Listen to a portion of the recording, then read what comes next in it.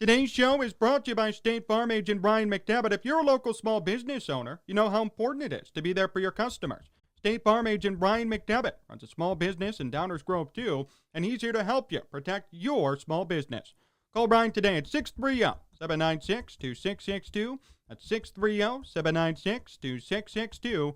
Or visit his website, ryanismyagent.com. That's ryanismyagent.com. And make sure to mention Sports Talk Chicago. Like a good neighbor, State Farm is there. You know, I woke up this morning pretty happy. I know that's not because of the snow and having to shovel 10 inches of it out of my driveway. It's because the Bears didn't overpay for an okay quarterback. John, what are you talking about? Matthew Stafford would have been the best quarterback in Bears history. Yeah? Was he worth what the Rams gave up? No. He wasn't. Matthew Stafford, at age 33, is not worth 2 first-round picks, a third-round pick, and Jared Goff. And secondly, the Bears don't even have those resources. They don't have all that to give up for Matthew Stafford. I'm sure all of you saw the trade already. Made headlines last night. And all I have to say is the Lions won it. They did. A week ago on Twitter, an executive said, quote, "The Lions are waiting for a sucker to overpay. I'm just enthralled. I'm so happy it wasn't the Bears. It could have been. They are that desperate. They said they want to make a big play this offseason. Matthew Stafford is not the guy to make a big play over." The Rams gave up 2 first-round picks, Goff, and a third-round pick for a 74-90 quarterback. Now, I know Stafford will do great out there. He will. Under the tutelage of Sean McVay, and he'll have weapons, a decent defense. They'll win, which will prompt many of you to say, John, you were wrong on this. No. Here's the thing. He wouldn't win here. It's a night and day difference from L.A. to Chicago, the situations. Cooper Kupp, Robert Woods, Tyler Higbee at tight end, 3 different running backs averaging 4 yards per carry. That's the Rams, plus a decent defense, and Sean McVay. The Bears, if they're lucky, will franchise tag Allen Robinson, and it'll be him and Mooney. David Montgomery, good running back, no O-line, and a defense regressing. Tell me how Matthew Stafford would do in that situation. He wouldn't do anything. And Jared Goff certainly wouldn't. I saw a lot of people in the comments last week say, why is Jared Goff not on your list? He's all right. He's not a project. How do you think he's going to do in Detroit? That's all you need to know about Goff and the Bears. Seriously, what do you think he'll do up there? My guess is 6-10. 5-11 maybe. That's it.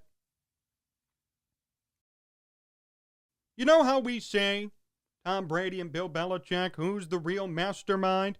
They're both good. They both succeed.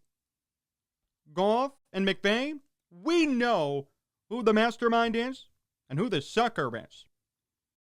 Jared Goff is the sucker. Jared Goff is the guy who just performed well because of the system. And that's it. He didn't do anything good. And even then, even in LA with that system, he still struggled. He still had issues. This past season, 3,900 passing yards, 20 touchdowns, 13 picks, a 90 passer rating. Kind of looks like Trubisky numbers, doesn't it? Right. He was barely keeping his head above water in Los Angeles. I can't even imagine. I can't fathom what he'd do in a Bears uniform. It'd be atrocious. I'd rather have Nick Foles, not kidding, than Jared Goff. At least we know Foles has won a Super Bowl. Goff hasn't, and he certainly won't now in Detroit. That's going to be the end of his career. I'm saying it right now. Jared Goff in Detroit. I'm laughing just thinking about it. And to think, a lot of people wanted him here in Chicago. Give me a break. And all of you who clamored and begged for Matthew Stafford, now you're probably thinking, you know what? Buyer's remorse. Yes. Is Matthew Stafford worth 2 first-round picks, a third-round pick, and a Pro Bowl quarterback? No. No, he's not. I was texting with someone yesterday before the trade went down, and he told me, oh, it'll only be 1 first-round pick. The Bears should go after him. I'm like, really? 1 first-round pick for Stafford? After the reports came out that the Lions are looking for someone to overpay, I said it has to be at least 2 firsts. And sure enough, it was. And I know the contract played a big deal, or, because the Lions are paying for it. They're going to pay for Goff's inflated contract. I understand. But in general, 2 first-round picks for Stafford? No thanks.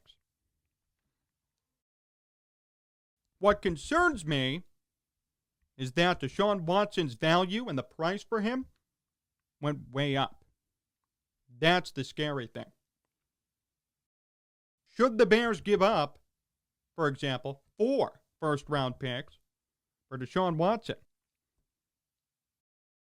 Everybody says, go all in. The Bears have never had a franchise quarterback. They should be spending everything they have. Should there be a price limit? Is there too much the Bears could give up for Deshaun Watson? I say yes, there is. And the Stafford trade proved it to me. I saw everybody say way too much for Matthew Stafford. I know Watson's better, but not that much better. Stafford has 50,000 passing yards. Veteran, been around for a long time. He will succeed in LA.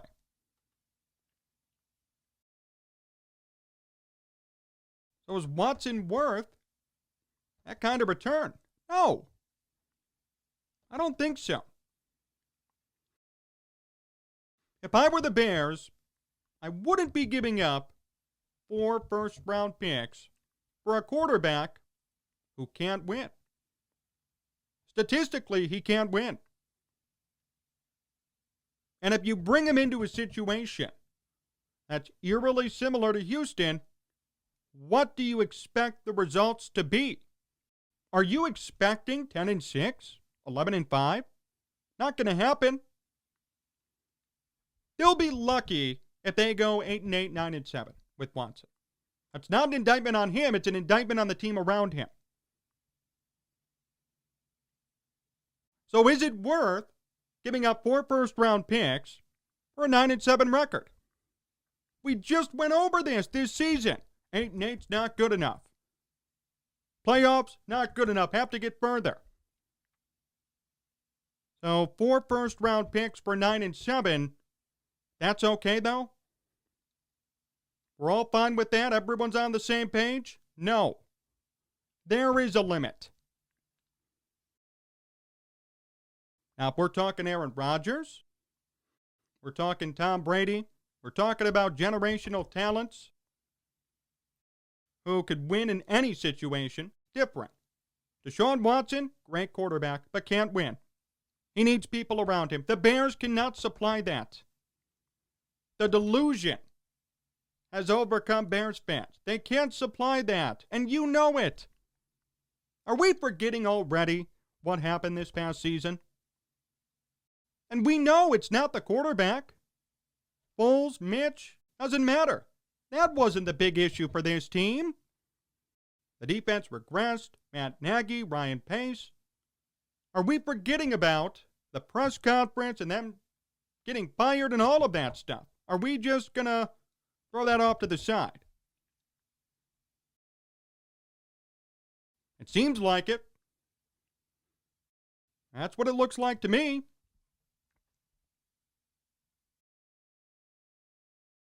It's not good to have short-term memory. I remember. The Bears were 5-7. They said tear it down. Now all of a sudden, everyone's under the belief that if only the Bears had the right quarterback, they'd win. It's not that. That's not the problem. Is Mitch great? No. Could they do better? Yes. Will they do that much better with Deshaun Watson? I don't think so. Giving up 4 first-round picks in the process? No. We just have to think. We have to remember. Not even think, just remember what happened before. That's the issue here. I give Ryan Pace, actually, a lot of credit so far. No Matthew Stafford, and now no Jimmy Garoppolo. A report came out today that the 49ers plan to retain Garoppolo. Thank you. Oh, my goodness. That would have been a train wreck. Jimmy Garoppolo is literally Mitch Trubisky, if not just a tad better. Had the Bears done that, I would have been furious. If they actually gave up draft picks and money and NFL players to get Jimmy Garoppolo, I would have lost it. And if you think Garoppolo is a significant upgrade over Mitch Trubisky, please do your homework, check his numbers, watch 49ers games. He is not even close. His numbers compared to Mitch, eerily similar. But just because his name isn't Mitch Trubisky, we gotta have him. Right? That's the mindset. Same with Stafford. Same with Goff. Anybody. Well, it's not Mitch, so might as well bring him in. And this isn't being a Mitch apologist. It's the truth. Would any of those guys I just mentioned really make a significant difference? Would they turn the Bears from a 5-11, 6-10 team into 12-4? No. They wouldn't. And we know that. It may not be said publicly, may not be said enough, but deep down, we all know. No, Matthew Stafford is not going to make the Bears a 12-4 team. Jared Goff? Certainly not. Jimmy Garoppolo? I'd argue he'd make him worse.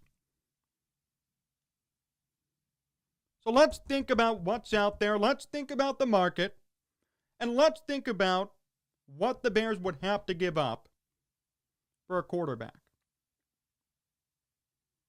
Who would be marginally better or even worse? Let's keep all this in mind. Believe me, I know you want a new guy.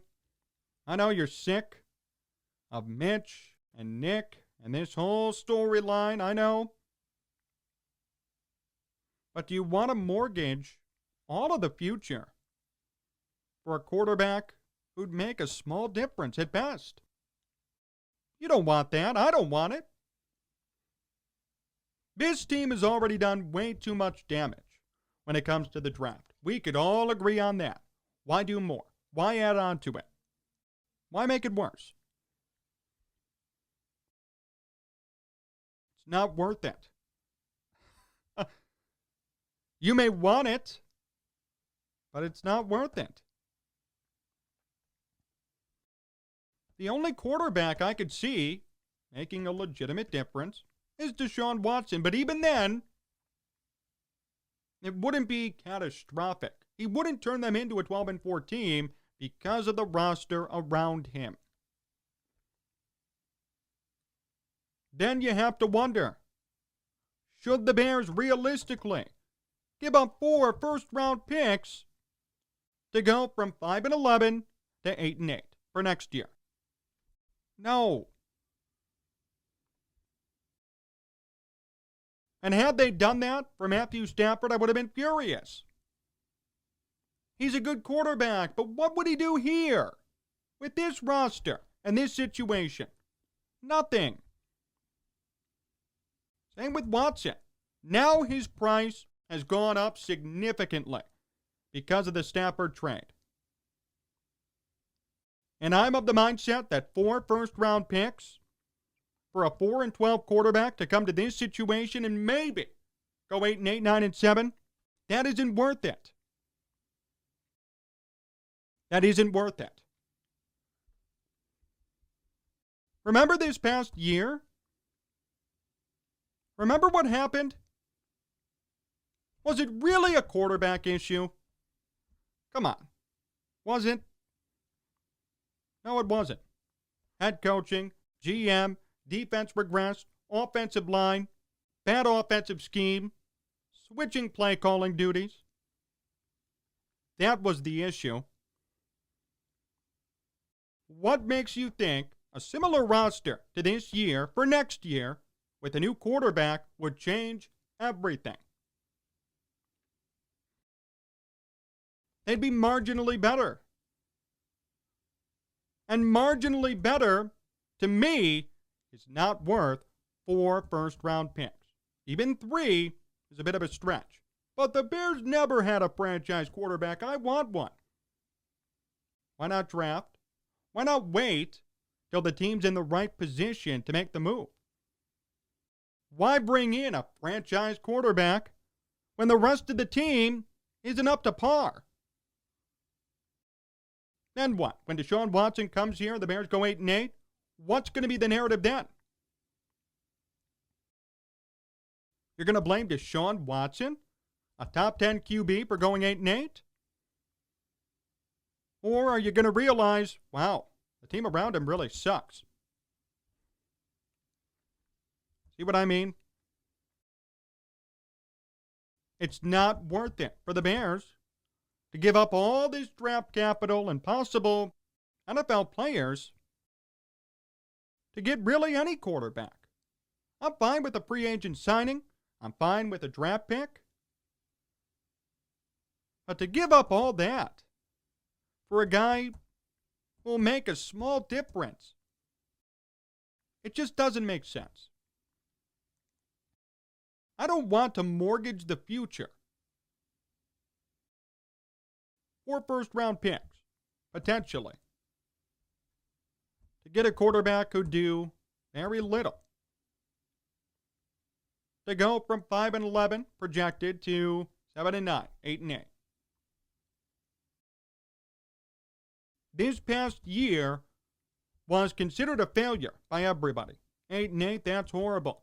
Bounced out of the first round of the playoffs, that's horrible. It'd be the same next year with a different quarterback. Tell me I'm wrong. With potentially one wide receiver, if the Bears don't tag Robinson, Montgomery, similar defense, no O-line. Would Watson make plays Trubisky can't? Sure, sometimes. That won't lead to 11, 12 wins, division win, deep run in the playoffs. It wouldn't. So why make the trade? Why give up everything for small improvement? Let's think before we run around saying we just need a new quarterback. There are deeper issues within this team. That said, I'm enthralled. I'm extremely happy that the Bears didn't give up so much for so little in return. More to come here on Sports Talk Chicago. My interview with Brett Boone comes up next, so stay tuned. Hey, do you want to make some money this weekend? What if I told you I could offer you $250 free to bet on any game you want? Here's what you have to do. Go to sportstalkchicago.com/cash. sportstalkchicago.com/cash. You must be an Illinois resident. You must be 21 plus. You could bet on any game you want for this upcoming weekend. $250 free. Bet on the Super Bowl, college basketball, men's and women's. The NBA's going on. The Bulls are hot. Great time to put down some money and win a whole lot more back. sportstalkchicago.com/cash. That's sportstalkchicago.com/cash. If you have a gambling problem, call 1-800-GAMBLER.